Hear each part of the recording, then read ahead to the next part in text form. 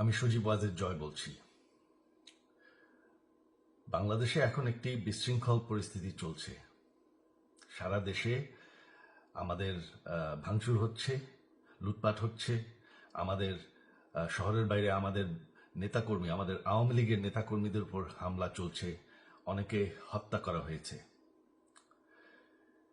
এই পরিস্থিতিতে আমি বলতে চাই, আওয়ামী লীগ হচ্ছে বাংলাদেশের সবথেকে পুরাতন গণতান্ত্রিক এবং সবথেকে বড় দল। আওয়ামী লীগ কিন্তু মরে যায়নি। আওয়ামী লীগ এই দেশকে, বাংলাদেশকে স্বাধীন করেছে। আওয়ামী লীগকে শেষ করা সম্ভব না। আমরা বলেছিলাম যে আমার পরিবার আর রাজনীতি করবে না, তবে আমাদের নেতাকর্মীর উপর যেভাবে হামলা হচ্ছে, এই পরিস্থিতিতে আমরা হাল ছেড়ে দিতে পারি না।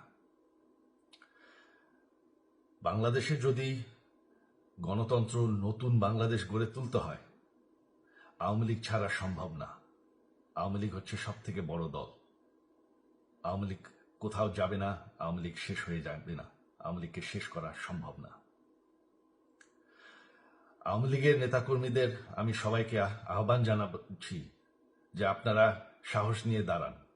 আপনারা একা না, আমরা আছি। বঙ্গবন্ধুর পরিবার কোথাও যায়নি, আমরা আপনাদের সাথে আছি।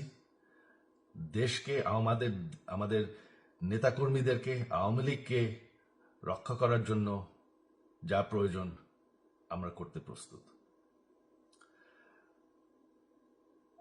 এই যে আমাদের বর্তমান যারাই আছে ক্ষমতায়, তাদেরকে আমি বলবো যে আমরাও একটি গণতান্ত্রিক, শৃঙ্খল, নিরাপদ বাংলাদেশ চাই, জঙ্গিবাদ মুক্ত।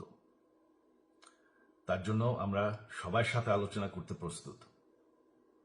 শুধুমাত্র তারা যদি জঙ্গিবাদ এবং ভায়োলেন্স বাদ দেয়। শেখ হাসিনা মরে যাননি, আমরা কোথাও যাইনি।